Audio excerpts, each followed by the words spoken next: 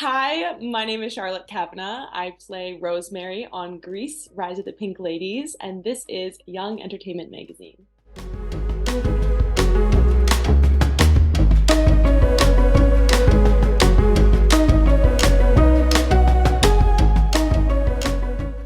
Hi, I'm Daniela with Young Entertainment Mag. It's so great to talk with you today. Thanks for joining us.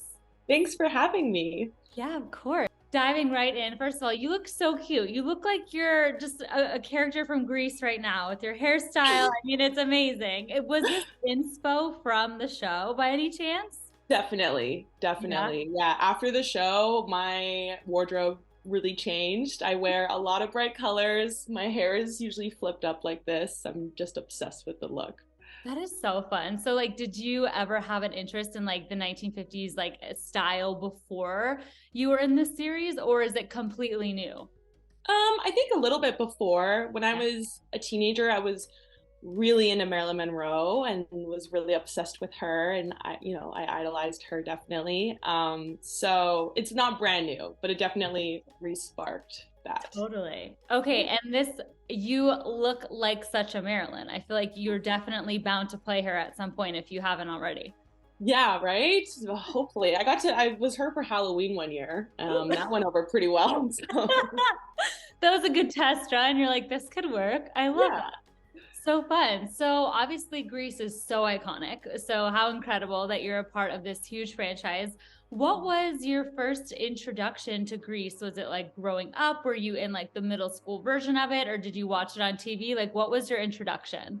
I don't know the exact age I was when I first watched it. I was definitely maybe 10, 11 years old, and my mom put it on, and I just became really obsessed and would go on my computer, our family computer, and print up all the lyrics and try and learn the wop waddle loot up, and you know what I mean, and really got into it at that. That's So so fun. Okay, that hit hard. The going on the family computer and printing out the lyrics. Oh my yeah, gosh. yeah. So good. Amazing. Okay, so what original Grease character do you feel like you relate to the most? Ooh, who do I relate to the most? I think probably Frenchie.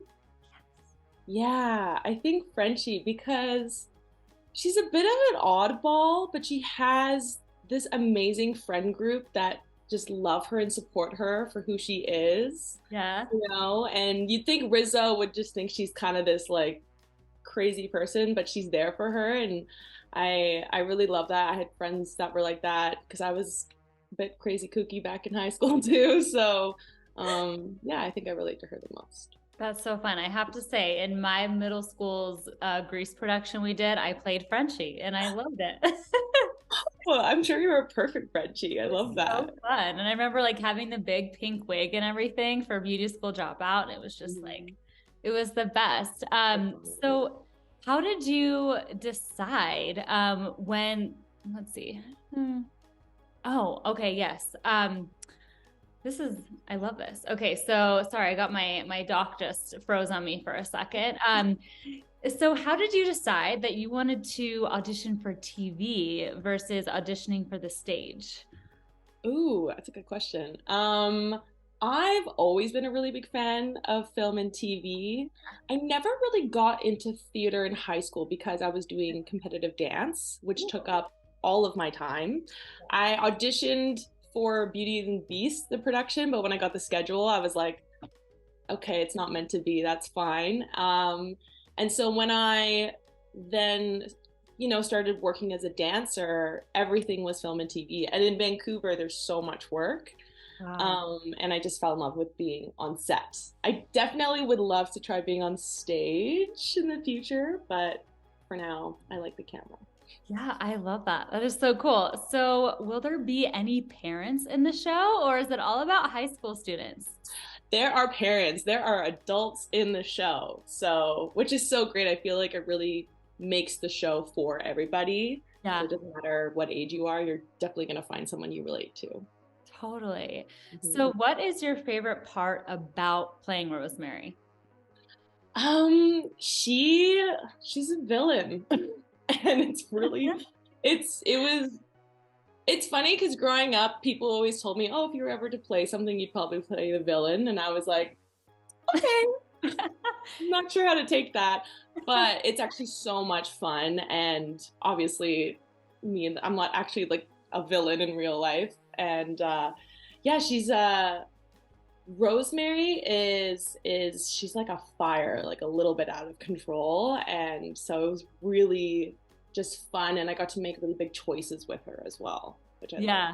Yeah. So in your friend group, like in high school, were you like the drama queen by any chance? Were you the dramatic one? I want to say no, but probably yeah. I was saying, I wonder if that's why, like, they'd say, "Oh, you'd play the villain," because I feel like the dramatic one is always like, "Okay, she's gonna play the over the top kind of like energy." So that Yeah. is so fun. Yeah. What was the most challenging part of being a part of this production, and how did you overcome it? I think the most challenging part was the imposter syndrome that kicked in, just this is such a huge show and this is my first biggest role that I've had. So going in every day, reminding myself that I deserve to be here. I worked hard to be here. I'm adding something to the table.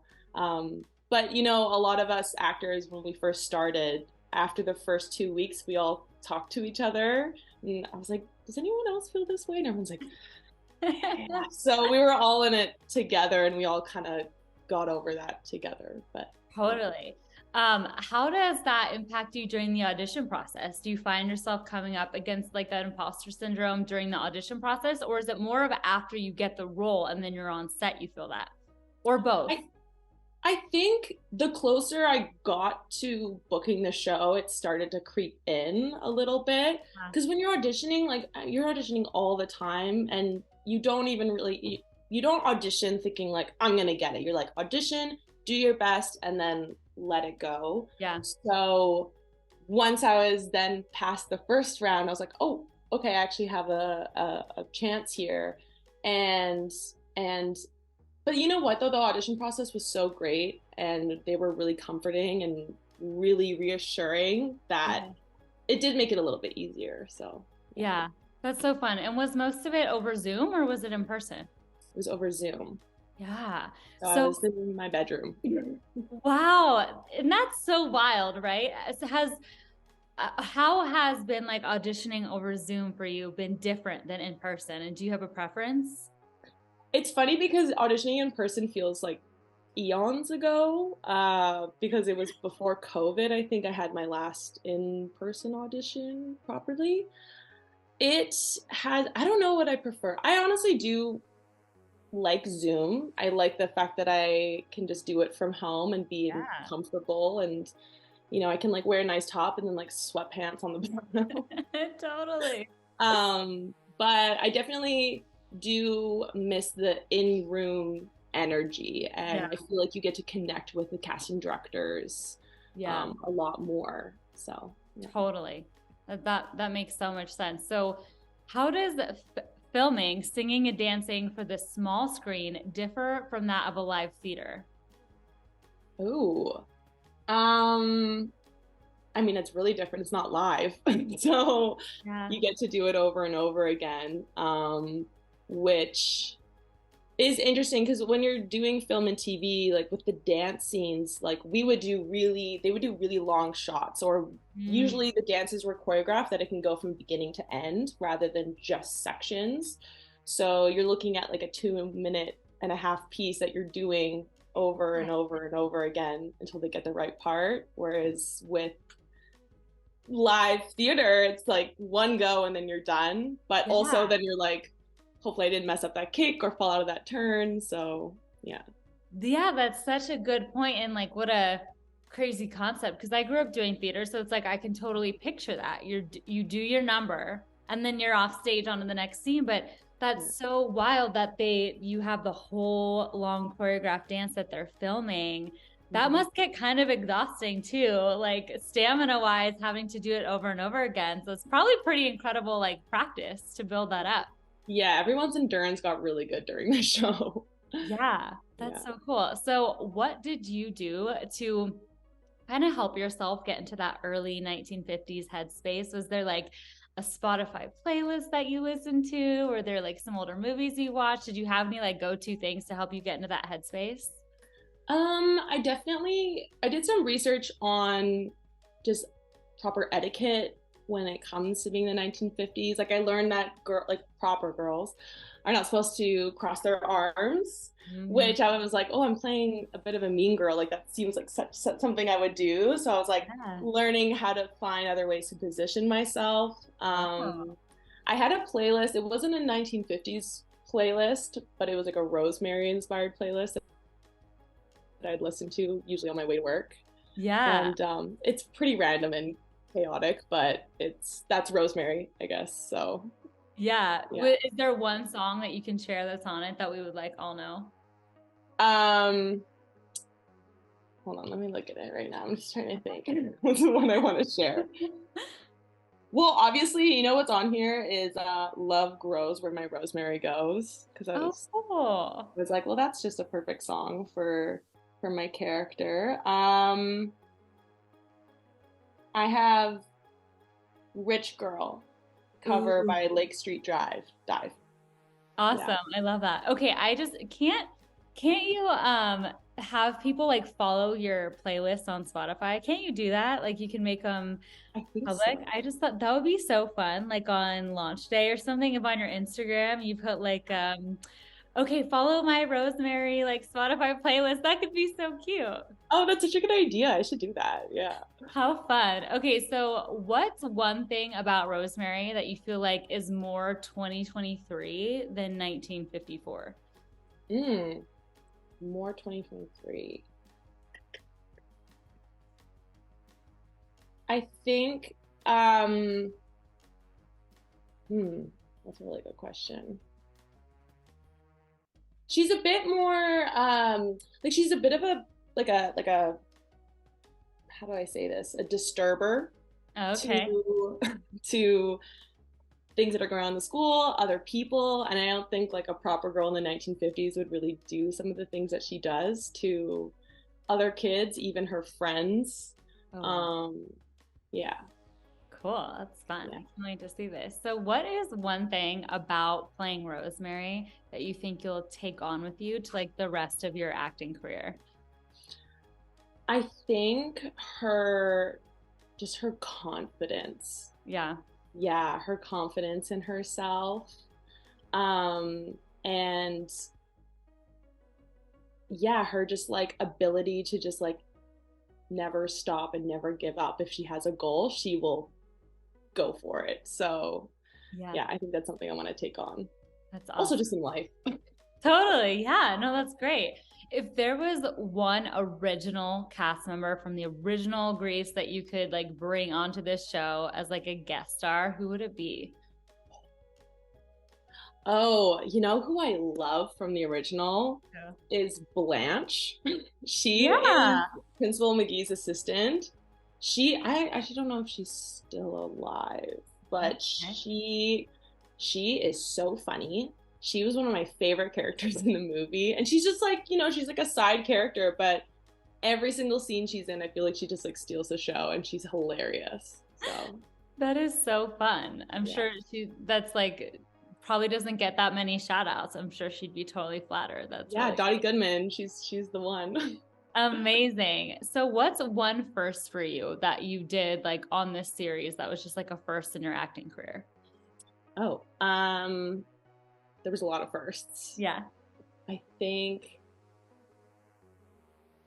my first like time being in multiple episodes of a show. Everything I've done up until now has I'm in like one episode of different shows. So my Yeah. first time being reoccurring, I think, is the biggest thing that I accomplished. Yeah. That's so exciting. So how do you feel like this has changed your life? Because not only it sounds like this has been like a breakthrough like role for you, which is so exciting, but also Greece is so classic. I mean, it doesn't matter like who you are, where you're from, how old you are, like everybody knows what Greece is, and most likely everybody has seen it. So like how has that changed your life? Has changed my life a lot. I have so much more confidence in myself. And a lot more hope for my future. I think as actors, I know everyone can relate to this. There's just like so many dips where you're like, why am I doing this? Why, like, what am I like? I should really just go and get a normal job and just, but you just keep pushing through, and having a win like this is just like, okay, I know what I'm doing and I'm on the right path. So, Totally. yeah. That's amazing. We're all so much like harder on ourselves than I'm sure anybody else would look at you and be like, oh my God, I would love to be her. So I know what that's like though, to just be so hard on yourself. So I'm so excited for you. I can't wait to see this. I'm sure you're just incredible. So what original Grease character do you feel like is most like Rosemary? Oh, Patty Simcox for sure. She's the cheerleader that brings Sandy on to the cheer team, and she's super sweet, but she kind of, says the mean side comments and giggles and laughs and gives a glare every now and then. So, Yeah, that's yeah. so fun. Oh my God. How fun to like play a character like that too. Amazing. Okay, cool. So we are going to jump into like a little bit of rapid fire. So what are three emojis? What are three emojis that would best describe Rosemary? Ooh, I'd say the shark emoji, the flame emoji, and the emoji that's like smiling and like coy and has a hand over the mouth. And she's like, that one. That's cute. I love it.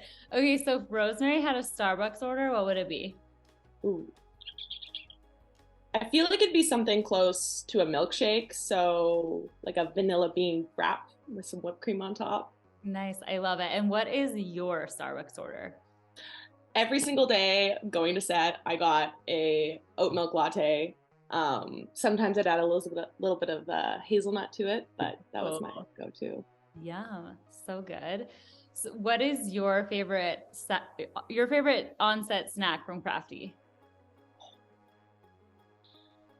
They would serve hot dogs sometimes. I Nice. could like smell them from down the hallway, and we would just be running in our little dresses, and that was probably my go-to. It's so fun. Okay, speaking of your wardrobe, did you get to keep anything from wardrobe?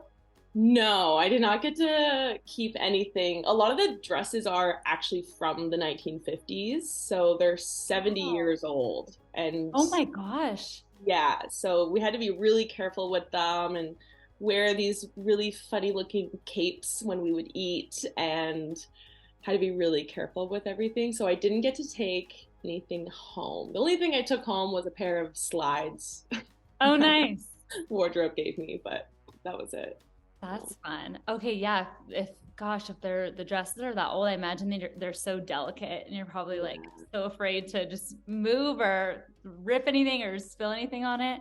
Yeah. That's really cool. I would have thought that they were just like created by wardrobe, but they were real. That's awesome. Yeah, some of them are created by wardrobe. All of majority of Nancy's costumes are created by wardrobe. But Okay, yeah.